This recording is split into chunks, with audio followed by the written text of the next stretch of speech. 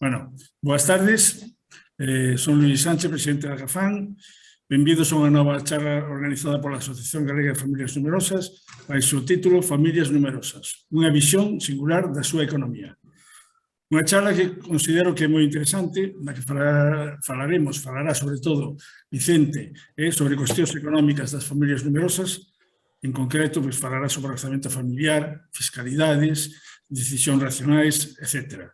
A charla, como xa he dito, está impartida por Vicente Domínguez Munaiz, é membro da executiva da Agafán, tesoreiro, delegado por Pontevedra, economista, máster en Dirección de Negocios Internacionais por IESIDE, socio director de Mundo Finanzas Consultores, socio director de Ibernet Fibra, o sea, como vedes, un longo currículum, administrador tamén concursal, durante a exposición que vai a facer teremos habilitado o chat por si algún de vos queredes deixar as vosas preguntas, as cales serán respostadas despois da exposición que faga Vicente, que para iso se abrirá un tempo para atender todas as dúbidas que podan surxir ao longo da intervención de Vicente.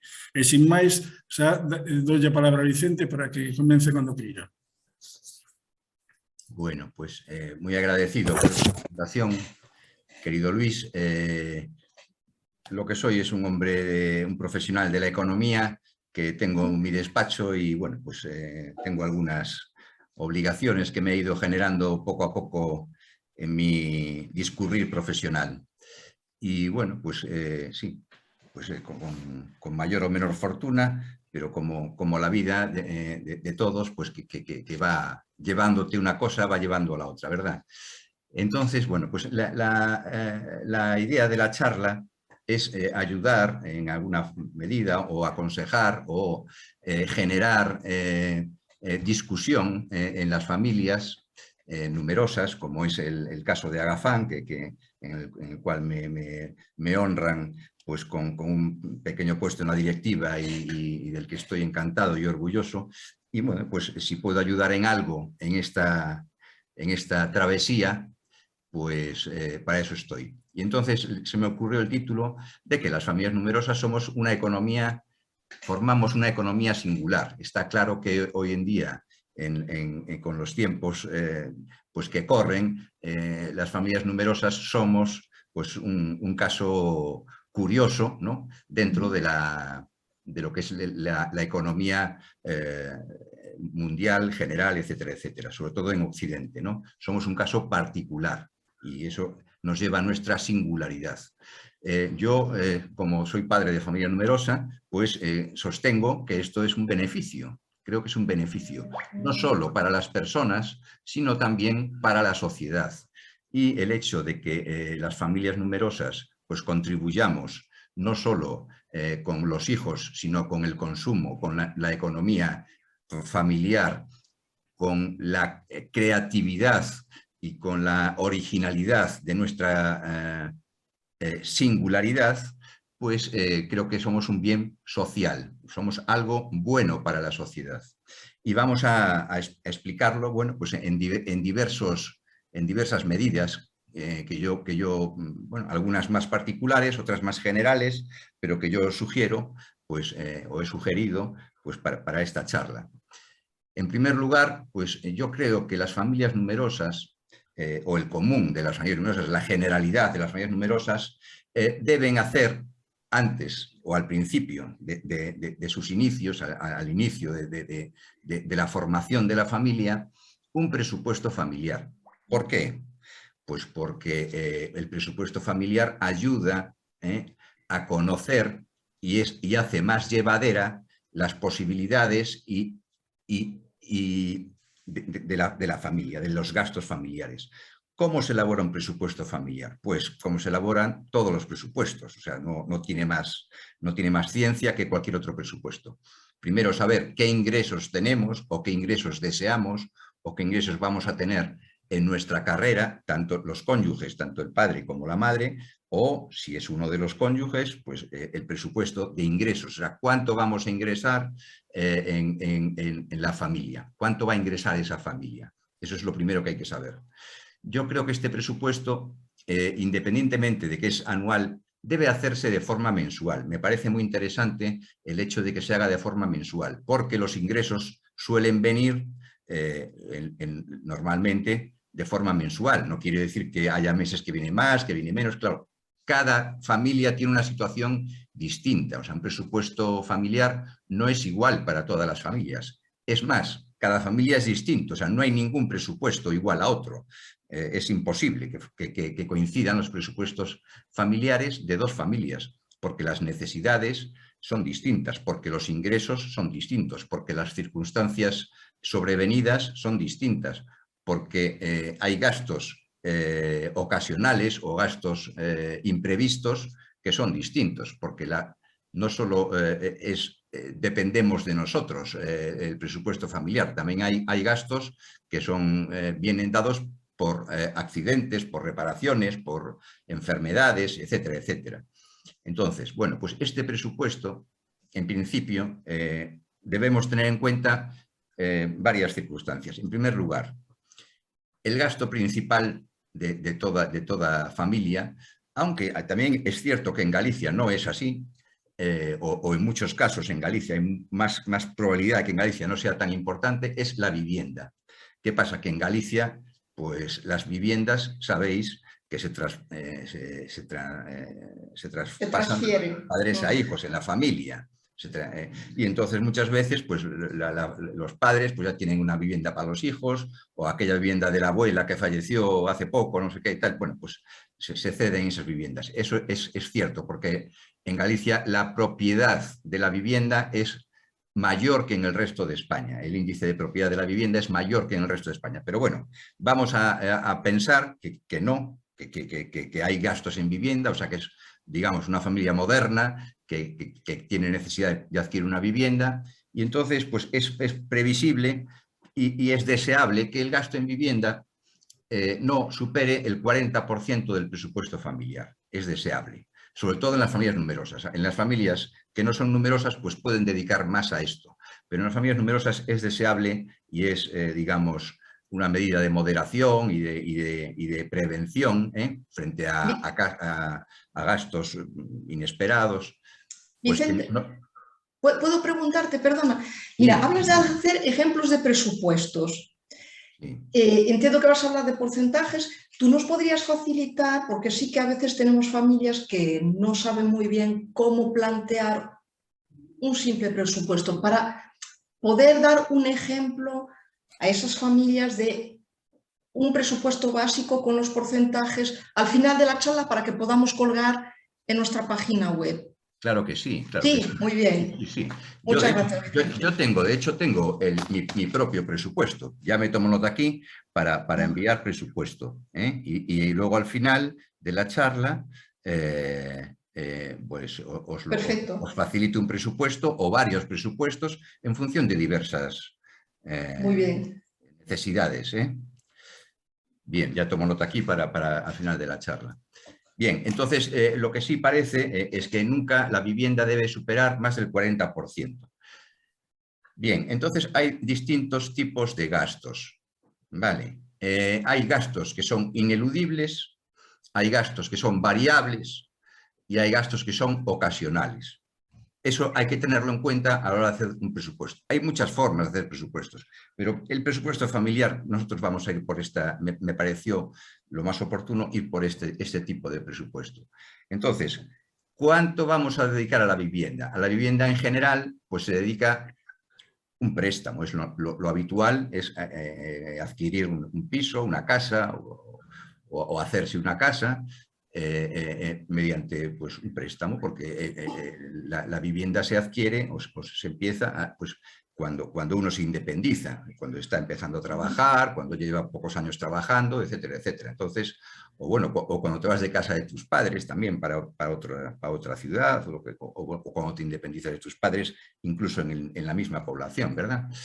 Entonces, pues hay unos gastos ineludibles, ¿verdad?, que son los préstamos. Bien, esos préstamos no solo son para vivienda, también podemos tener préstamos para la compra de un vehículo.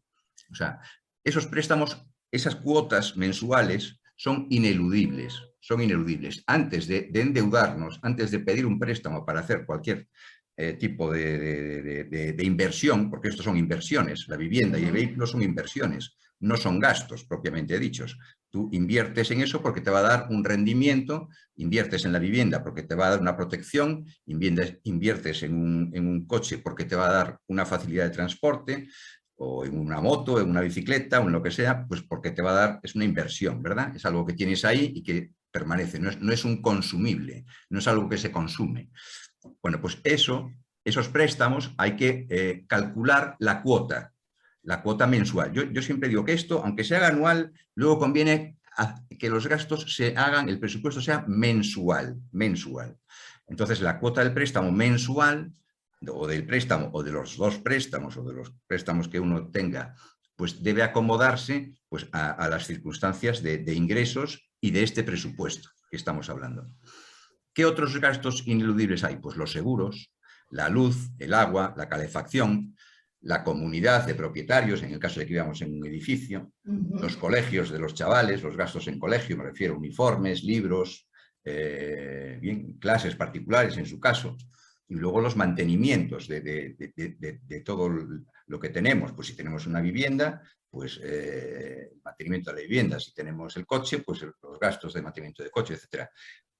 En el caso de que sea de alquiler, pues la vivienda, nos decidamos por un alquiler, que siempre es una cosa más económica en el corto plazo.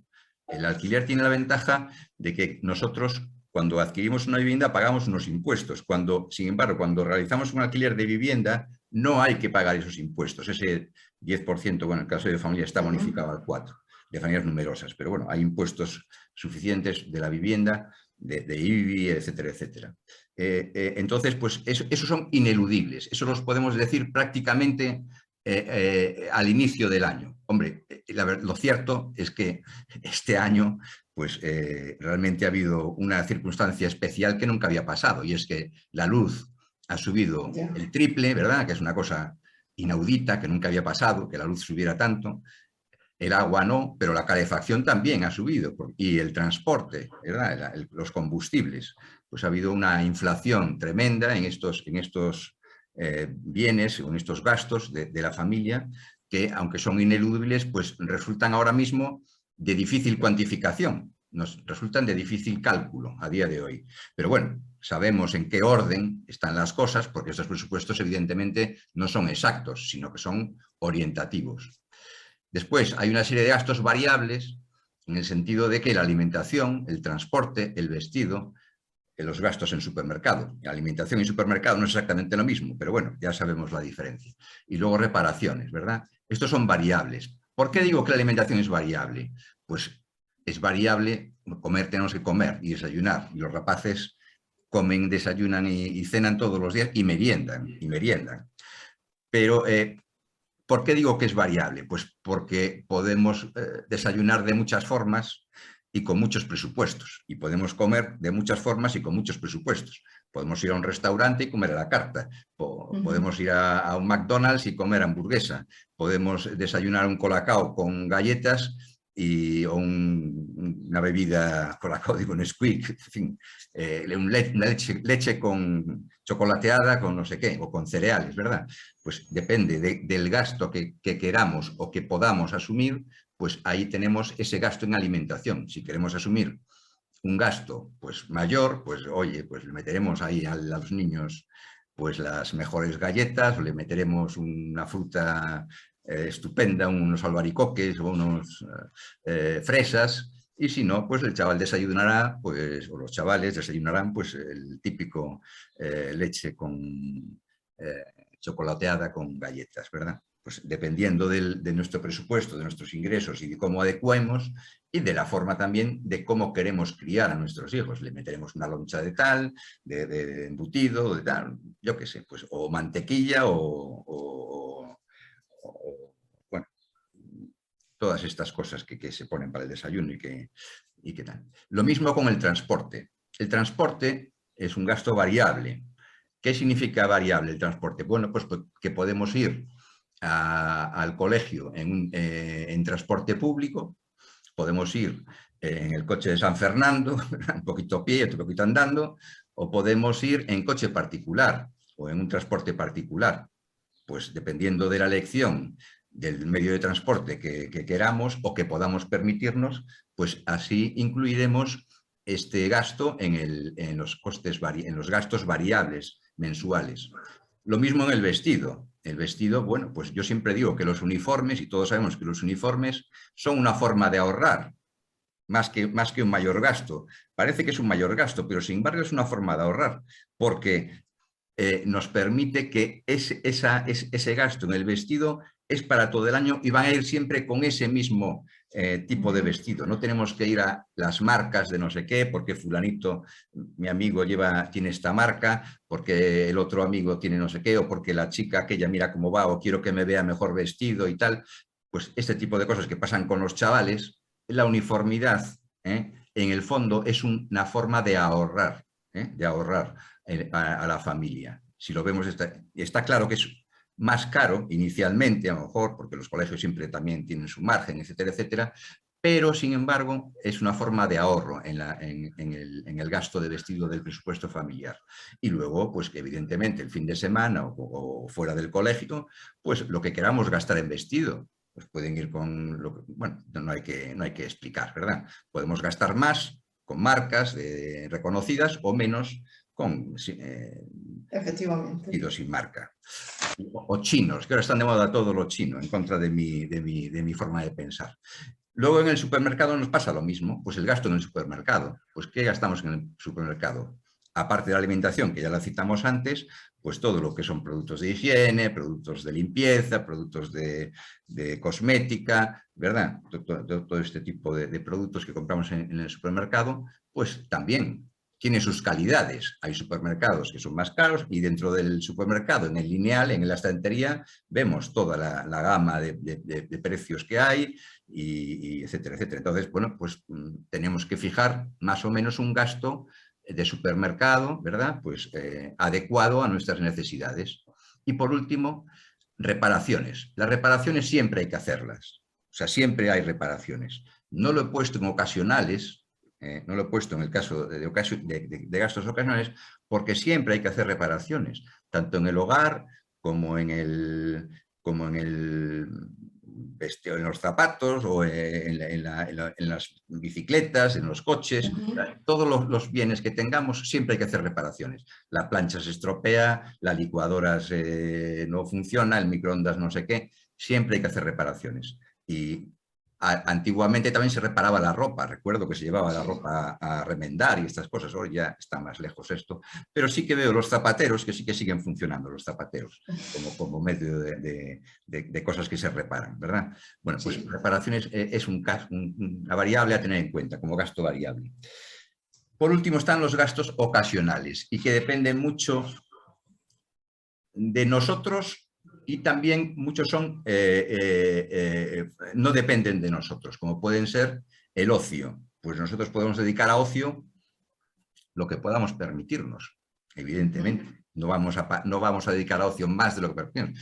Podemos dedicar a ocio a ir a cenar todos los fines de semana con nuestros amigotes o con la familia Pérez a un gran restaurante, o podemos ir a casa de la familia Pérez a cenar. O vienen en un fin de semana ellos a la nuestra y otro fin de semana nosotros a la de ellos, ¿verdad?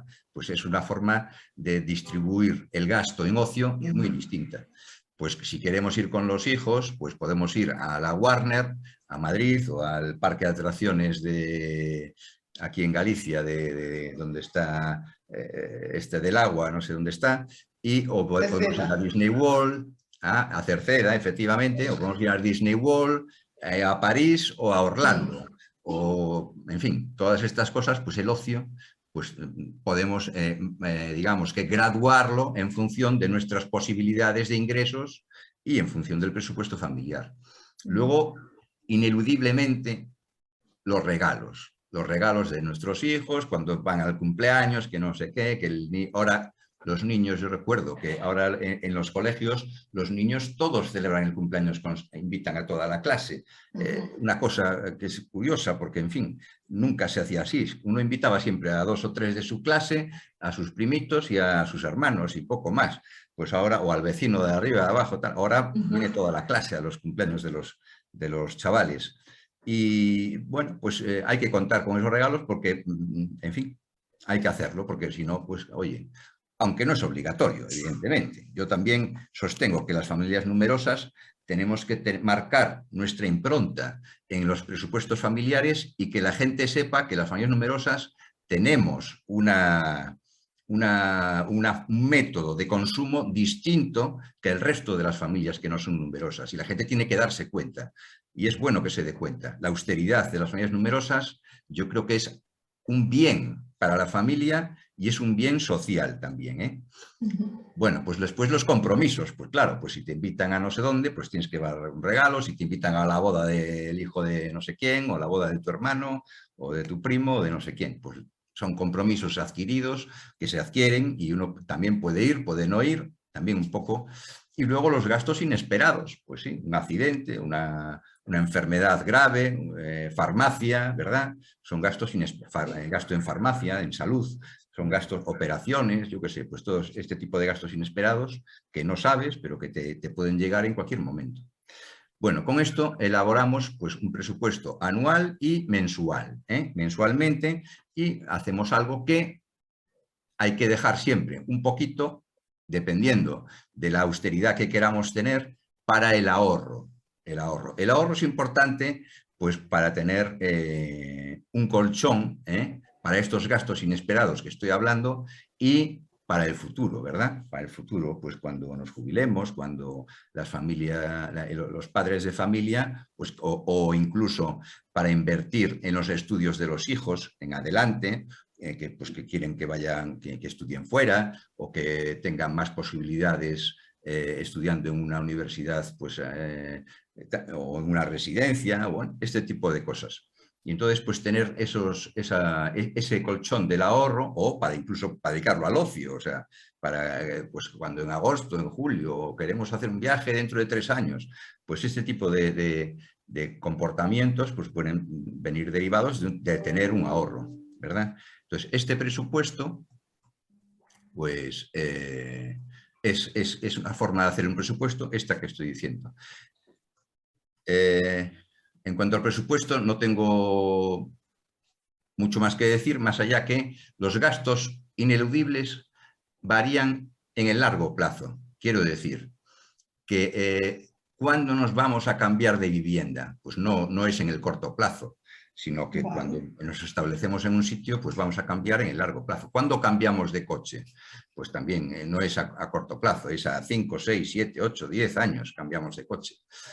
Los gastos variables, sin embargo, varían en función de los precios, de cómo va la vida, del IPC, de la calidad de los servicios que recibimos. Es decir, podemos empezar nuestra vida pues como padres de familia numerosa, pues con pocos hijos, pues con un nivel de vida más elevado, porque tenemos unos ingresos y menos hijos, y luego ir paulatinamente acomodando los gastos variables a nuestras circunstancias familiares, porque claro, pues los hijos evidentemente requieren cuidados y atenciones económicas. Entonces, con esto doy por cerrado el apartado de presupuesto. Y pasamos, si tenéis alguna cuestión, que luego yo os pongo, si queréis, como acaba de decir la compañera Monse, os pongo o les pongo, mejor dicho, un pequeño diagrama en Excel de presupuesto para que ustedes puedan manejarse y puedan hacer sus números, ¿verdad? Perfecto. Muy bien. Bueno, pasamos entonces a otro tema que es también interesante, que es la fiscalidad.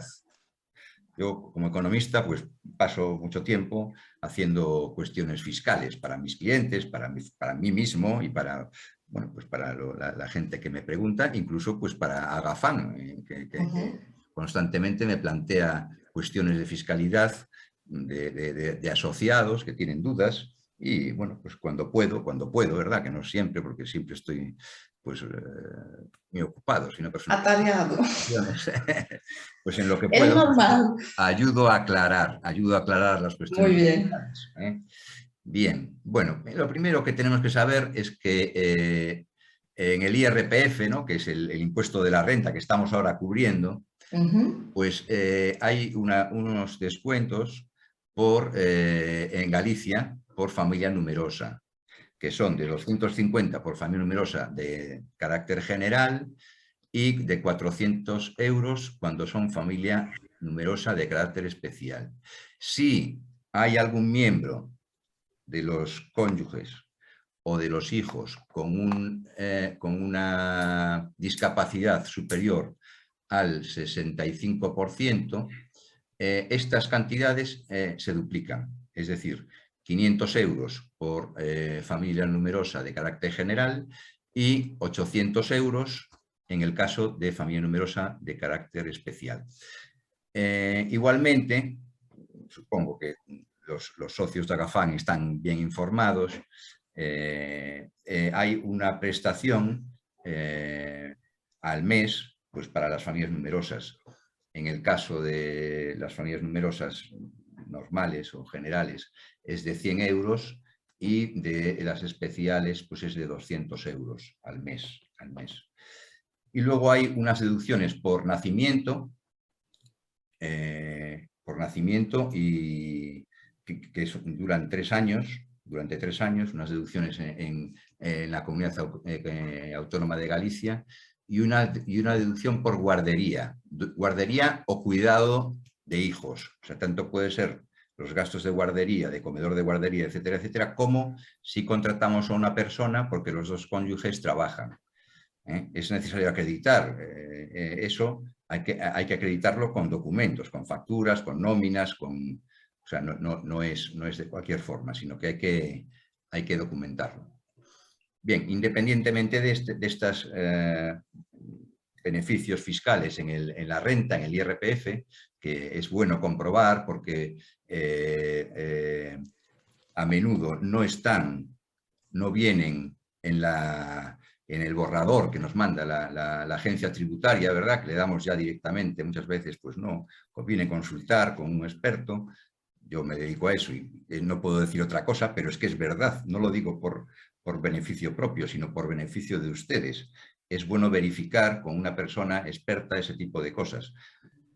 Porque aparte de estas deducciones familiares, por familia numerosa, también hay otras deducciones que casi nadie acoge pues, por muchas otras cuestiones, por inversiones en cuestiones energéticas de la vivienda, por inversiones en nuevas tecnologías, en fin, hay diversas bonificaciones en la renta pues que no sabemos, la gente en general no lo sabe y conviene consultar porque bueno, pues la agencia tributaria no los pone cuando nos manda el borrador. Bien, para la compra de vivienda, pues también la Xunta de Galicia establece tanto para menores de 36 años, o sea, para familias jóvenes, o sea, para compradores jóvenes, me refiero, no familias, como para familias numerosas, una bonificación en el impuesto de transmisiones patrimoniales. Normalmente ese impuesto es del 10%, para las familias numerosas es del 4%. Estamos hablando de mucho dinero, porque estamos hablando de una deducción de 6% sobre un importe de una vivienda entera, del precio de la vivienda. O sea que estamos hablando que si una vivienda vale 100.000 euros, la bonificación, estamos hablando de 6.000 euros que nos ahorramos. Si cuesta 200.000, pues de 12.000 euros. Entonces, pues estamos hablando de mucho dinero. O sea que esa bonificación en la compra, en la adquisición de vivienda, que es una cosa común en Galicia, como dije antes, que la gente compre la vivienda, pues o la compre o la herede. En el caso de herencia no es así, no es este tipo de impuestos. Pero bueno, puede darse el caso que también. Esto, pues del 10 al 4, o sea, un 6% de ahorro. Y después, en actos jurídicos documentados, que lo firmamos, por ejemplo, cuando pedimos un préstamo para la compra de la vivienda o del piso, de lo que sea, pues el tipo es del 0,3%, ¿no? Que normalmente es del 1 o del 2. Bueno, pues en este caso, del 1,5 hay varios grados, pero en el caso de la adquisición de vivienda es del 0,3%.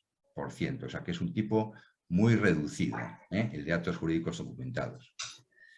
Bien, otras bonificaciones fiscales, pues tenemos también en la compra de automóviles. En la compra de automóviles, pues ahora mismo hay un plan Renove en la que otorga la Xunta. Bueno, todas estas ayudas, que sepan ustedes que las tienen en la página web de Agafan, que las tiene muy bien, en la Asociación Gallega de Familias Numerosas, que las tiene muy bien explicadas, y hay personas en Agafan que están sabiendo mucho de esto y le pueden ayudar en este tipo de decisiones y de adquisiciones.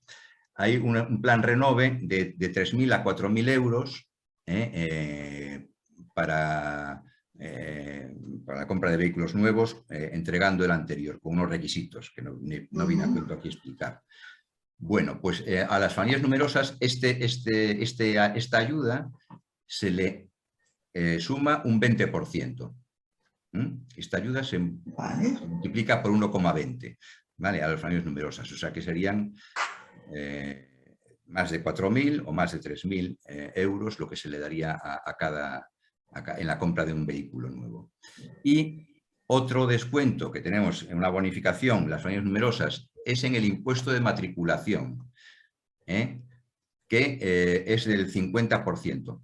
Cuando compramos un vehículo, el impuesto de matriculación es la mitad para las familias numerosas.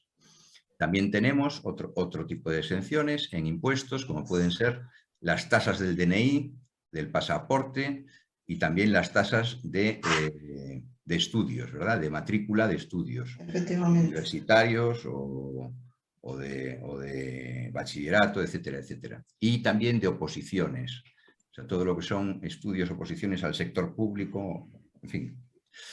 Igualmente en el transporte. Las familias numerosas normales, pues en el transporte por tren o en autobús tienen un descuento del 20% y las especiales de la mitad, del 50%, tanto si es terrestre como marítimo. Y en los billetes de avión, pues del 5 y del 10%. Con todo esto lo que quiero decir es que muchas veces las familias numerosas desconocen este tipo de ventajas fiscales o no se acuerdan cuando van a adquirir estos bienes o a realizar estos servicios o a demandar estos servicios, y es interesante pues que sepan a qué acogerse, porque los presupuestos son siempre aquilatados y las familias numerosas vivimos siempre con ciertas restricciones presupuestarias, ¿verdad? Y austeridad. Pues es bueno conocer este tipo de bonificaciones fiscales. Muy bien. Pasamos entonces a lo que yo denominé decisiones racionales. Vamos allá. Decisiones racionales es una fórmula, sí, parece muy prosopopéyica y muy bonita de decir cómo se adoptan las decisiones, ¿verdad? Las decisiones en general, tomar una decisión representa, decimos los economistas, elegir la mejor alternativa.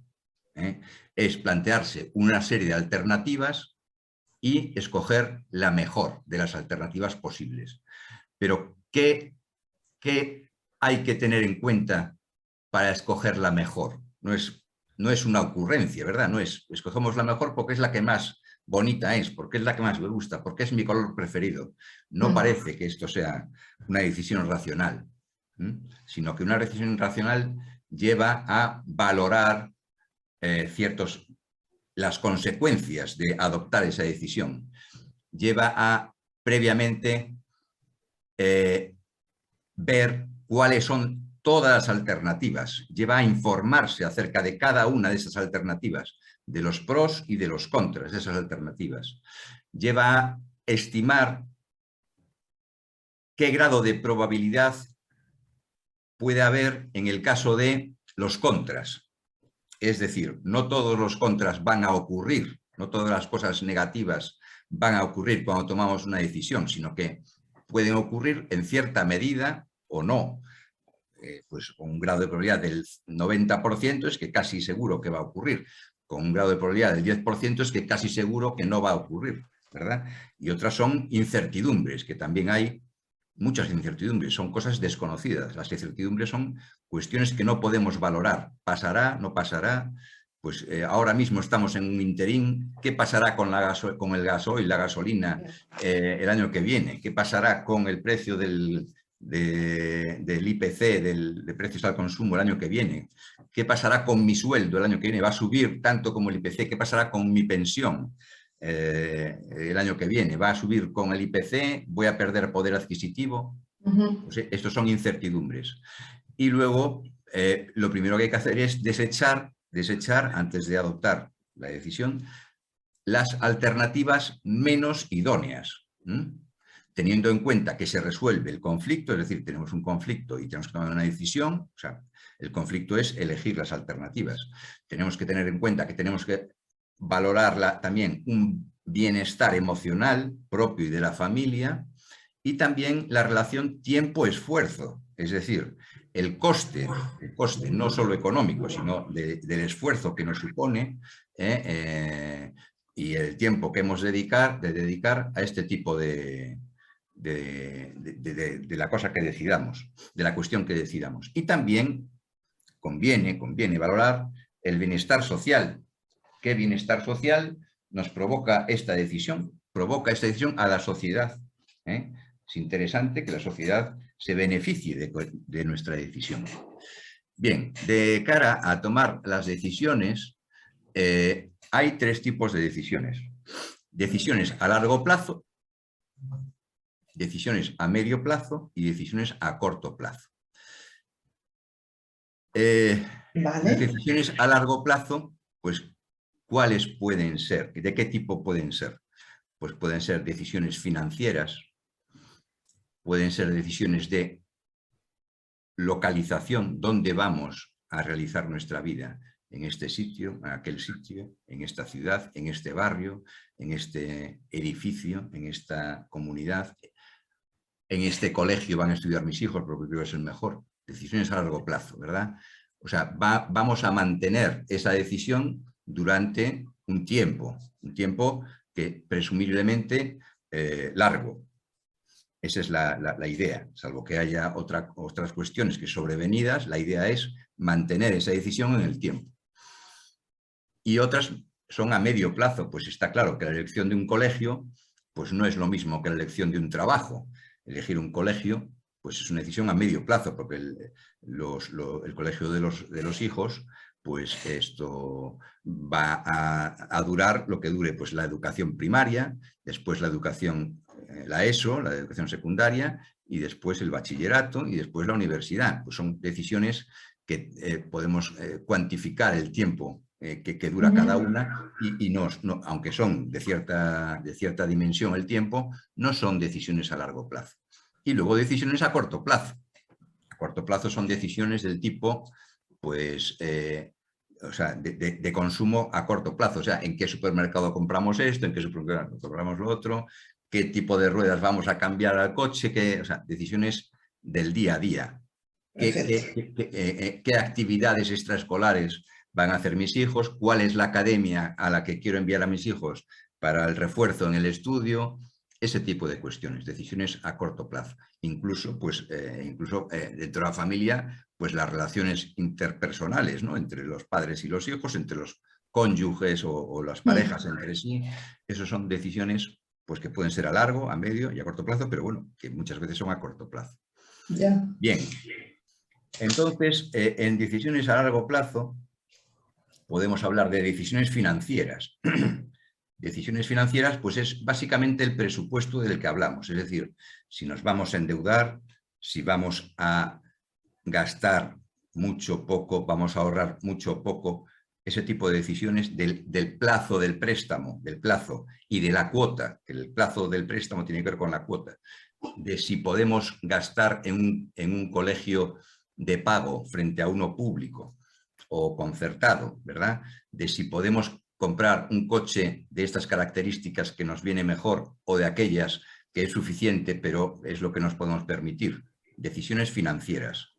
También hay decisiones de ubicación, la ciudad donde vamos a vivir. Es una decisión importante, porque va a llevar también esa decisión, debe ser racional, debe ser meditada, debe valorarse los pros y los contras en el sentido de que va a tener costes diferentes Si vamos a una ciudad donde no conocemos a nadie y tenemos la familia numerosa allí, vamos a establecernos allí y tenemos la familia numerosa, pues seguramente tendremos que gastar más dinero en el cuidado de los hijos que si es un sitio, otra ciudad donde tenemos familia, donde tenemos hermanos, donde tenemos los padres, los abuelos, los cuñados, las cuñadas, en fin, todas estas cosas que se puede hacer un cierto movimiento, digamos, a título gratuito del cuidado, ¿verdad? De la otra forma, pues tendremos que contratar personal para que cuiden a los hijos, vamos. Entonces, la ciudad donde vivir, el tipo de trabajo y el volumen de ingresos que vamos a recibir en función de las decisiones anteriores que hemos comentado, qué tipo de trabajo queremos, que nos permita pues, una vida holgada, digamos, y que nos permita optimizar los ingresos, pero también la vida privada. Es decir, cómo vamos a compatibilizar el trabajo con las tareas obligadas de la familia. Y dentro del matrimonio o de la pareja, pues efectivamente, qué tipo de trabajo tiene uno, el otro, pues uno se sacrifica por el otro o no, o los dos al máximo, o uno, en fin, las diferentes fórmulas que pueda haber de trabajo en una, digamos, en una familia o en una familia numerosa, vamos, estamos hablando. La zona donde vivir, pues la zona donde vivir dentro de la población, pues también también es una decisión racional que debemos adoptar. ¿Por qué? Porque el transporte, porque el precio de la vivienda, porque el ambiente de la comunidad de personas que allí viven, son decisiones importantes, son variables importantes a tener en cuenta en este tipo de cuestiones, y son a largo plazo también. Decidir también el tipo de vivienda que vamos a tener. Es otra decisión que debemos adoptar desde el punto de vista racional. Bien, no voy a enumerar aquí los tipos de vivienda, ¿verdad? Pero básicamente piso o casa. Pues dependiendo de las posibilidades, dependiendo de muchas variables que, en fin, debemos meditar, pues podemos escoger el tipo de vivienda que queremos. Y está claro que tiene consecuencias muy distintas. Vivir en una casa a las afueras o en el campo, pues requiere un tipo de gasto distinto, y de transporte, y de vida, y de en fin, sí, distinto que si vivimos en un piso en el centro. Y si el piso no está en el centro, sino que está pues a las afueras, pues tendremos que ver si hay colegios cerca, si hay actividades, pabellones, actividades lúdicas, en fin, todos los servicios que se demandan cerca, pues para ahorrar y no tener que los padres desplazarse permanentemente y depender de los hijos, lo que se llama la tiranía de los hijos. Al final estamos los padres pendientes de los hijos. Tal cual. Eso no. Esto sabemos bien. Sí, sí. Pues que uno tiene una actividad aquí y el otro allá lejos, y entonces hay que llevarlo, sí. No coincide el horario, en fin, todas estas cábalas que hay que hacer con el cuidado de los hijos y las actividades, que ahora están tan de moda, las actividades extraescolares, ¿verdad? En vez de jugar en el patio, que como nos pasaba a nosotros, que jugábamos en el patio de enfrente o en el jardín de enfrente. Bueno. Bueno, pues este tipo de cuestiones son decisiones racionales a adoptar. El tipo de vivienda, el barrio, el método de transporte. El método de transporte, pues también pues es una decisión racional de adoptar.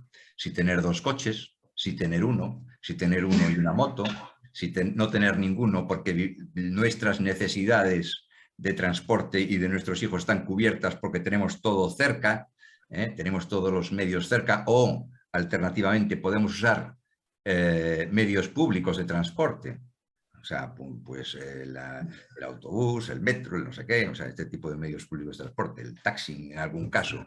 O sea, pensemos que adquirir un vehículo es una decisión que no valoramos. A la hora de comprar un vehículo no sabemos que sale más barato pagar un taxi que comprar un vehículo. Pagar un taxi cada vez que te desplazas es más barato que comprar un vehículo. ¿Ves? Madre mía. Es cierto, es cierto. es cierto. Si tú haces las cuentas, te darás cuenta de que el coste del seguro, de las reparaciones, del combustible, de la amortización del vehículo, es, en el fondo, más caro que pagar un taxi cada vez que, o un taxi me refiero en lugares cortos, y luego transporte público pues en avión, en tren, etcétera, en los largos desplazamientos. Claro, porque el coche, aunque esté parado, consume. Hay que pagar seguro, como dices tú, y este tipo de cosas. Consume impuestos. Ahí está, sí, seguro, sí. Seguro, y luego el mantenimiento. Y el mantenimiento. O sea, el coche parado requiere un mantenimiento igualmente, pero sí, el coche parado es una decisión no racional, tener un coche parado. Ahí está. O sea, tener un coche parado es una decisión no racional, porque el coste por kilómetro se eleva mucho más. O sea, si no vas a usar un coche, ¿para qué lo compras? Para la comodidad y tal. Sería un lujo, digamos. Tener un coche parado es un lujo. Es un lujo, ¿verdad? Es un lujo. Es lo que se entiende un lujo. Si uno tiene un coche es porque le va a dar uso, si no. Y lo que pasa es que es cierto que tener un coche para la familia numerosa, pues también es cierto que tiene beneficios en el sentido de que desplazamos con un consumo, van más personas, ¿verdad? Van más personas, es decir, es optimizar, digamos, la decisión de adquirir un vehículo. Pero bueno, lo que quiero decir es que hay que tomar decisiones racionales y valorando pues todas estas cosas, pero en la compra del vehículo pues hay que valorar esto que estoy diciendo, ese tipo de cuestiones. O sea, la decisión del colegio o de los estudios de los hijos, pues también es una decisión racional. Pues también, oye, ¿qué educación queremos para nuestros hijos? ¿Queremos una educación pública? ¿Queremos una educación privada? ¿Queremos ir a no nos podemos permitir una educación pública, digo privada, pero hay colegios concertados que se adecúan a nuestra forma de pensar o a nuestros principios o a nuestras cuestiones religiosas o morales o de otra índole, ¿verdad? Pues esto también es una decisión racional que hay que valorar y también pues tiene costes distintos, pues lo que decíamos antes, de si tiene uniformes, si los libros pasan de unos a otros, si hay lo que se llama una biblioteca que los alumnos del año anterior la dejan para que lo cojan los del siguiente, o bien entre hermanos, desde luego, en fin, este tipo de cuestiones. Es una decisión también racional que hay que adoptar, o sea, no debe tomarse al azar, hay que reflexionar en la pareja, en la familia, incluso con los hijos, o no sé, yo a veces tampoco creo que los hijos, estas decisiones importantes, no me parece que los hijos tengan realmente su opinión sea decisiva, ¿verdad? En estas cuestiones que estoy hablando. ¿Por qué? Porque no tienen la formación ni el bagaje que tienen los padres. Ahora está muy de moda esta cuestión de que los hijos participen en las decisiones. Bien, yo creo que esto que sí, es una cosa sana y es una cosa que sí, que puede ser interesante, pero hay que hacerlo de forma inteligente. El hacer partícipes a los hijos de estas decisiones debe ser hecho de forma inteligente. ¿Qué quiere decir esto? Pues que hay que valorar su opinión con el peso que tiene. Es decir, el peso de la opinión de los hijos tiene que ser muy inferior al de los padres. Por supuesto. No ponerlos nunca en compromisos. No ponerlos nunca en compromisos de que si tú qué quieres, lo de papá o lo de mamá. Lo que dice papá o lo que dice mamá. No, mira, no es así. No, hay que tomar decisiones pues, y a los hijos ponerlos en su sitio y saber cuándo se debe pedir su opinión y cuánto vale su opinión, ¿verdad? Porque el colegio donde ellos van a estudiar, pues ellos no saben las ventajas y las desventajas del colegio. No saben. Claro, eso está claro. Está claro, ¿verdad? Entonces, pues, está claro. Y lo mismo con la vivienda, y lo mismo con el barrio, y lo mismo con todo esto, o con el vehículo, ¿verdad? No son cuestiones que los hijos pese, su opinión debe tener mucho peso. Bien, por último, otra decisión. Por último, porque después sí que tenemos unas cuantas preguntas. Muy bien, muy bien. Son las actividades extraescolares.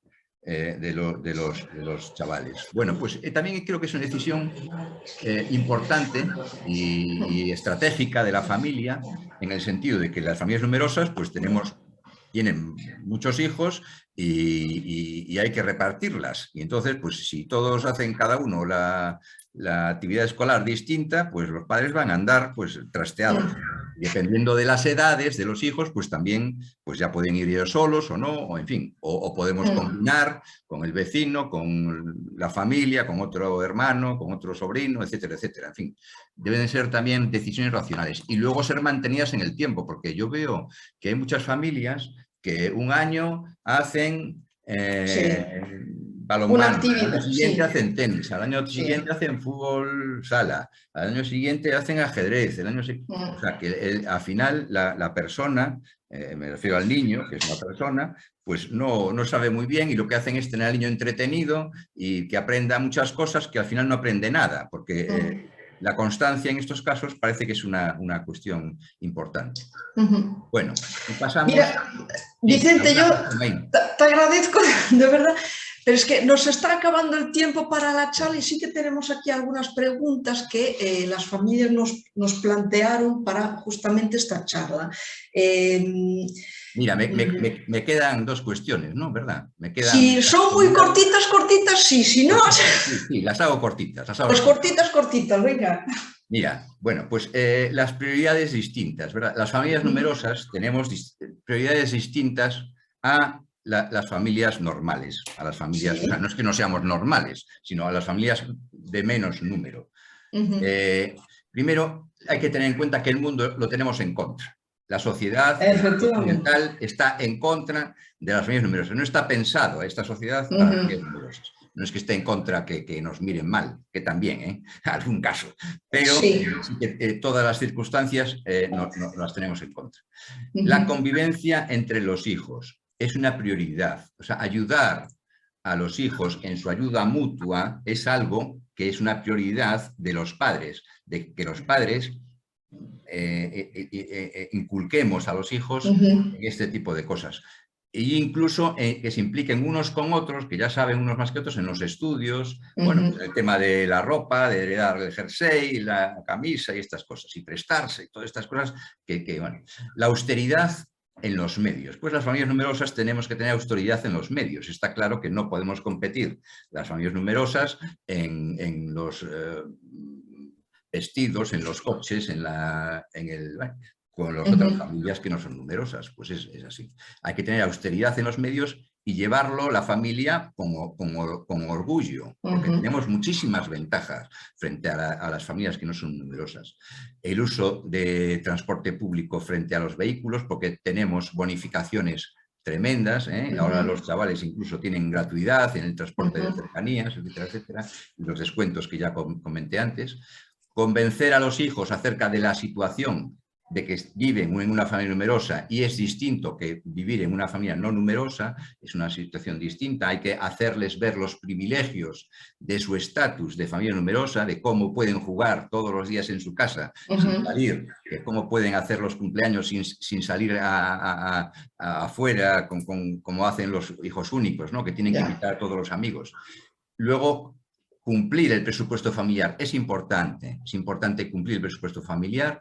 Socializar lo necesario y buscar intereses compartidos y unívocos es una prioridad de las familias numerosas, porque si no nos meteremos en gastos excesivos. Es decir, buscar amigos que tengan las mismas necesidades, los mismos intereses para que no estén en contra de nuestra forma de vida. Y luego el ahorro de costes. Las familias numerosas tenemos costes añadidos, pues a ahorrar costes, eso es una prioridad.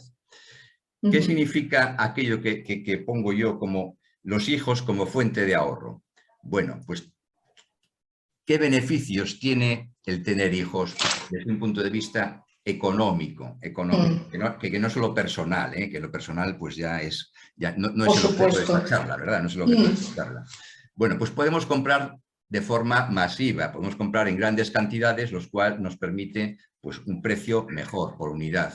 Tenemos los beneficios fiscales, tenemos los beneficios en esas tiendas que Agafán se ha esmerado en negociar con todas esas tiendas esos beneficios o esos descuentos por familia numerosa. Tenemos el buen clima familiar, que beneficia la estabilidad emocional de todos los miembros de la familia. Que haya un buen clima familiar es una prioridad en la familia y provoca el ahorro en medicinas. Así, lo digo así directamente. Sí. Provoca ahorro en medicinas. Totalmente. Un buen clima emocional y estable en la familia. En el tema de los libros, pues los libros pasan de unos hijos a otros y son seguidos. Del vestido, del calzado, en fin, tantas cosas que se pueden compartir. El libro que compró de Rosalía de Castro, que era lectura obligada y tal, pues eso, oye, ya está el libro en casa, no hay que comprar otro. Y aparte los libros de texto, que bueno, pues ahora hay cierta... en los colegios, en algunos colegios ya hacen incluso bibliotecas que pasan de un año para otro, etcétera, etcétera. Educación, en la educación, pues unos se ayudan a otros. Es decir, una clase particular que un hijo único pues no puede ser de otra forma porque los padres no están en eso, pues oye, el hermano mayor ya sabe cómo es la resolución de la ecuación matemática o del teorema de Ruffini, ¿verdad? Pues del método de Ruffini. Pues oye, pues ya sabemos que de unos a otros pues se pueden ayudar y en una mesa común pueden poner las cosas en común, su conocimiento. Se informan también de las cuestiones vitales, es decir, los padres estamos para consultar a los hijos, que los hijos nos consulten a los hijos, los hijos a los padres. Bueno, pues muchas cuestiones que a lo mejor un hijo pues no tiene dudas y tal, a lo mejor ya el otro hijo ya se lo resuelve, ya le explica, porque va viendo, un hijo ya va viendo cómo va viviendo el otro, que es mayor que él. Entonces, pues a lo mejor con arreglar la vida del primero y que sea y ver cómo los otros pues ya van tomando cuenta y van tomando nota, ¿verdad? Pues eso también es un ahorro en el sentido de que no tenemos que estar tan dedicados. Está claro que tener un hijo, 2 hijos, no es el doble de esfuerzo que tener un hijo. De 0 a 1 hay un esfuerzo muy importante. De 1 a 2 el esfuerzo no es tan importante, es mucho menor. Y es decreciente. De 2 a 3, de 3 a 4. Con el tercero ya, el cuarto ya... Bueno, quiero decir que exigen tiempo, pero el esfuerzo que exigen no se triplica, ni se cuadruplica. Ni económicamente, ni en horas, ni en esfuerzo, ¿verdad? O sea que las cosas son así. Es decreciente. Y al final se forman economías de escala, lo que se conoce en mi terminología económica, economías de escala. Es decir, es decreciente el esfuerzo que tenemos que dedicar a cada uno de ellos. Y por último... Último. Bueno, los beneficios en la jubilación. No sé si sabéis, pues que en la jubilación ya lleva unos años aprobado, que si se tienen 2 hijos, en la jubilación se aumenta un 5%. Si tienen la familia 3 hijos, o sea, la madre 3 hijos, un 10%. Y si tiene 4 hijos o más, la pensión de jubilación aumenta un 15% sobre lo cotizado. Entonces, esto, sé que hay sentencias, porque lo he comentado recientemente con el presidente con José, ¿verdad? Con José Trigo, que es el presidente de las familias numerosas de España. Sí. Hay ya sentencias en donde esto se hace no solo para la madre, que antes era solo para la madre, sino también para el padre. Es decir, tener estos hijos, este número de hijos, mejora el rendimiento de nuestra jubilación. Y eso tiene sentido porque es un bien social. Bueno, me queda en el tintero la última cuestión, que era los hijos expertos en motivación. Bien, yo si me das un minuto así... Un minuto. Pues mira. Que tengo aquí preguntas pendientes. Rápidamente. Venga, así en forma ya esquemática. Los hijos demandan atenciones desde el momento del nacimiento y durante el resto de la vida de sus padres. Demandan atenciones. Dependiendo de cómo los eduquemos, requerirán más o menos atenciones, aunque también hay factores externos, no solo lo que nosotros los eduquemos, sino como la salud, las amistades, las parejas que tengan, los trabajos, la educación, etc. Atender las demandas de los hijos motiva a los padres. Mejorar sus capacidades motiva a los padres. Mejorar su rendimiento motiva a los padres. Mejorar su bienestar motiva a los padres. Los padres tenemos un fin en la vida, desde mi punto de vista, que es mejorar todo lo que nos han dado. Por ello resulta motivador que en la crianza de los hijos tengamos este mismo principio de motivación. mejorar lo presente. Ujú. No es bueno que nuestros hijos sean los mejores, porque sería una frustración, tanto del hijo como del padre. Pero el buen hacer, la humildad y con recursos escasos, pero distintos, puede motivar y estimular a los padres en la innovación de la familia numerosa. Y con esto agradezco vuestra Muchísimas atención. gracias, Vicente, de verdad, de ayuda. una charla muy instructiva y mira, yo si me permite sí que hay ciertas preguntas que llegan con cierta frecuencia a la asociación y que nos plantearon justamente para esta charla. Tenemos muchos socios, muchos padres o madres de familia numerosa que son autónomos, por ejemplo, y cuando hubo la pandemia sí que se beneficiaron de ayudas, o cuando hablaste también del Plan Renove, hay ayudas fiscales para pues, paliar esos momentos o ayudar a comprar algo que necesitemos. Pero hay una cosa que siempre nos dicen, si yo soy beneficiario de ayudas, ¿por qué tengo que declararlas? ¿Por qué me influye en mi declaración de la renta? Como si es algo que yo, como si es una nómina más o un sueldo más. Eso a veces no lo dan entendido del todo. Sí. Bien, las ayudas hay de muchos tipos de ayudas. Hay lo que son, mira, por lo general, lo que son indemnizaciones, por ejemplo, indemnizaciones, no tributan. Ahora creo que este gobierno estaba ya pensando en que como que hay una cierta avidez recaudatoria, ya estaban pensando en poner las indemnizaciones a cotizar, a declarar. Vale. Pero hay ayudas de diverso tipo. Algunas son, pues, que tributan y otras que no tributan. Por lo general, por ejemplo, las ayudas pues, que te dan pues, para la construcción de una vivienda, la que te dan pues, para, no sé, adquirir el coche. Exactamente. Ayudas, todas esas ayudas, todas hay que declararlas, son ingresos, Vale. Hay que declararlas. Luego, pues claro, hay gente beneficiaria de ayudas que no tiene que declararlas porque esas ayudas son precisamente porque no cumplen unos requisitos de ingresos. Entonces son gente que tiene unos ingresos pues mínimos, o sea, o falto de ingresos, etcétera, etcétera. Entonces nunca llegan al umbral de la declaración. O sea, no tienen que hacer la declaración en el sentido de que no llegan a ese nivel mínimo de ingresos para declarar. Entonces, pues no las declaran. Pero en general, como norma general, las ayudas y las bonificaciones que te dan las administraciones públicas sí que son objeto de declaración. De acuerdo, de acuerdo. Después teníamos otra pregunta. Claro, como ejemplo, por ejemplo, tenemos el bono social de la luz. Es decir, si nos descuentan una cantidad de la factura de la luz, esa no tengo que declararla. Es decir, no tributo por ello. Pero, sin embargo, si cobro el bono térmico, que es una ayuda para la calefacción, eso sí tengo que declararla. Sí, sí.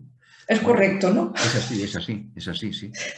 Es así. Muy bien. Digamos que es como pensar, porque yo quiero pensar, ¿qué explicación tiene esto? Como que la calefacción es un lujo.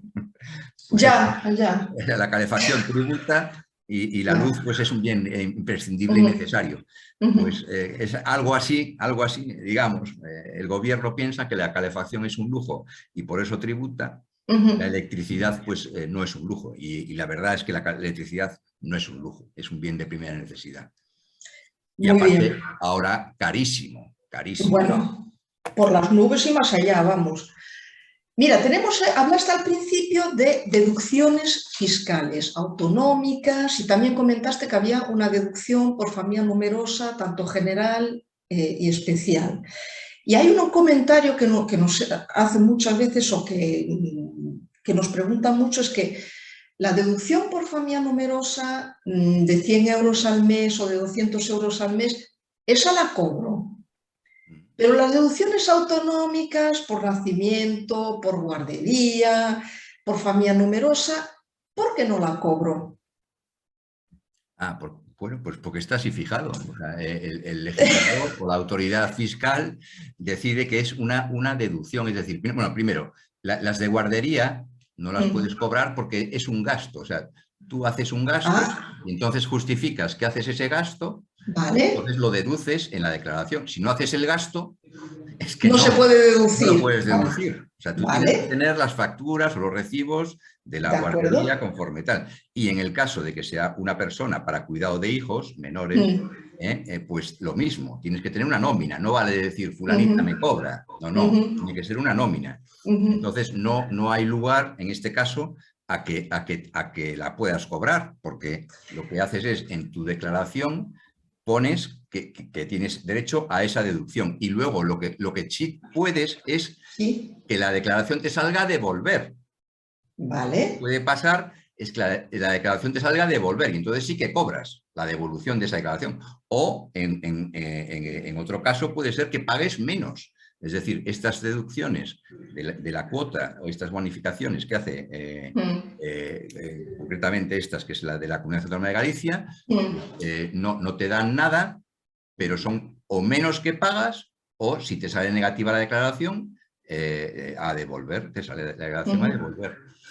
Es decir, por ejemplo, la deducción autonómica por familia numerosa. Sí. De 250. Esa sería... No se puede cobrar, eso es a deducir en la declaración, no se puede cobrar. Vale, perfecto. Mira, otra pregunta sobre, comentaste lo de las bonificaciones por compra de viviendas, fincas, o cuando se hereda una vivienda, también que aquí en Galicia muchos tienen viviendas. Una de las preguntas que nos llega muchas veces, ¿existen bonificaciones por familia numerosas en herencias? En herencia no. En herencia lo que tenemos es un lujo en Galicia. Bueno. Mira, sí, siempre hablamos del País Vasco, que el derecho foral del País Vasco, hablamos de Navarra, el derecho foral de Navarra, hablamos de Cataluña, que tienen ciertas bonificaciones también y tal, no tantas como Navarra y País Vasco, pero en Galicia tenemos una ventaja que es lo que se llama la herencia en vida.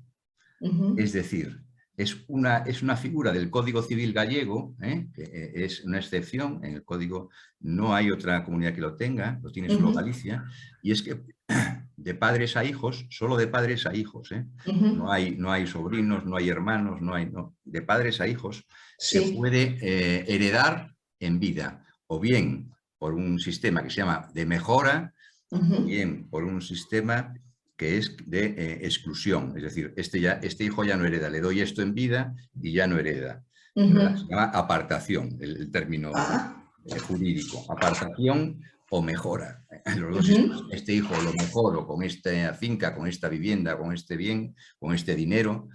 Y esto, en Galicia hay hasta 1 millón de euros. Caramba. Hasta 1 millón de euros del valor de lo que se da de los padres a los hijos que no tributa. Esto en el caso de las viviendas hay algunas limitaciones, como es que las puso el gobierno de España, que no la Xunta de Galicia. La Xunta de Galicia no lo puso. Pero bueno, que no se puede vender la vivienda en un plazo, desde que se adquiere por este sistema, etcétera, etcétera. Porque la verdad es que mucha gente se aprovechó de ello. Yo recuerdo que hice muchas operaciones de comprar y vender pues, con este tipo de aprovechando estas circunstancias. Y esto es que los padres pueden dar a los hijos en vida bienes por hasta 1 millón de euros de valor sin tributación, en vida. Esto es un lujo, una maravilla. Bueno, hay que tener 1 millón de euros primero, pero... No hay que tenerlo, Bueno, pero quiero decir que también si son 100.000 o si son 50.000 o si son 10.000, también está exento. O sea, exactamente, es decir, en comparación con otras comunidades autónomas, aquí no se tributa, es lo que dices en tú. Vida. En vida, sí. En muerte también, pero en muerte, pues, hay otras que sí lo tienen. La de Castilla y León, la de Madrid, etcétera, etcétera. Pero en vida, ninguna. Solo Galicia. Y esto es una ventaja fantástica, ¿verdad? Pues ahora mismo no No tiene que ver con familias numerosas, ¿eh? No tiene que ver con familias numerosas. No, es para todos en general. Para todos. Es que se está haciendo la charla un poco larga, entonces yo, si te parece bien y nos envías lo que te había planteado, unos presupuestos para que la gente sepa cómo plasmar un poco ese presupuesto anual o mensual, que es también importante, lo colgaríamos también junto con la charla, porque la charla va a estar colgada en YouTube para que la gente lo pueda consultar. Está mi compañera. Colgaríamos esta charla en YouTube junto con ese modelo para que la gente también pueda ver, y en caso de que tengan consultas, que nos la enviarán viendo la charla y nosotros te la remitiremos por si tienes un huequecito y nos puedes acceder tan amablemente como lo hiciste hasta ahora. Bueno, pues ya sabes que en lo que pueda y a vuestra disposición. Por supuesto. De verdad, muchísimas gracias por colaborar y por tu tiempo y por informarnos de todo lo relativo al temas fiscales y lo que supone tener hijos también. Esos beneficios que también tú planteaste así, que a veces no lo vemos no estamos acostumbrados a verlos también así de ese lado, ¿no? Como bien tú dices, sí. La familia numerosa nos ven un poco, no somos tan apoyadas como nos gustaría, digamos. No, pero bueno, no tenemos que ver nuestras ventajas. Está claro que yo tengo familia numerosa y yo mismo soy miembro con mis padres de una familia numerosa y mi mujer también es miembro de una familia numerosa, mi esposa. Y bueno, pues yo veo que esos son beneficios, veo beneficios por todos lados, veo maravillas, veo ventajas a pesar de los esfuerzos y veo motivación. Lo que digo, los hijos y las cuestiones de los hijos nos motivan todos los días y eso es una ventaja muy importante. Totalmente, y que siga siendo así, vamos. Muchísimas gracias, Vicente, de verdad, esperamos contar contigo para otra próxima charla porque, como digo siempre a las familias, siempre nos pueden plantear nuevos temas, a veces salen preguntas de charlas y nos piden plantear otras charlas en relativa a temas muy concretos y si hiciera falta, pues esperemos poder contar contigo en una próxima charla. Muy bien. Pues y a las familias, un abrazo para todas, ya sabéis que cualquier duda nos podéis llamar y si tenéis alguna pregunta en concreto nos podéis contactar por WhatsApp, por mail, por Instagram, Facebook, como de costumbre y espero que vayáis todos bien y que sigamos todo para adelante. Muchísimas gracias, Vicente, un abrazo, hasta luego, adiós.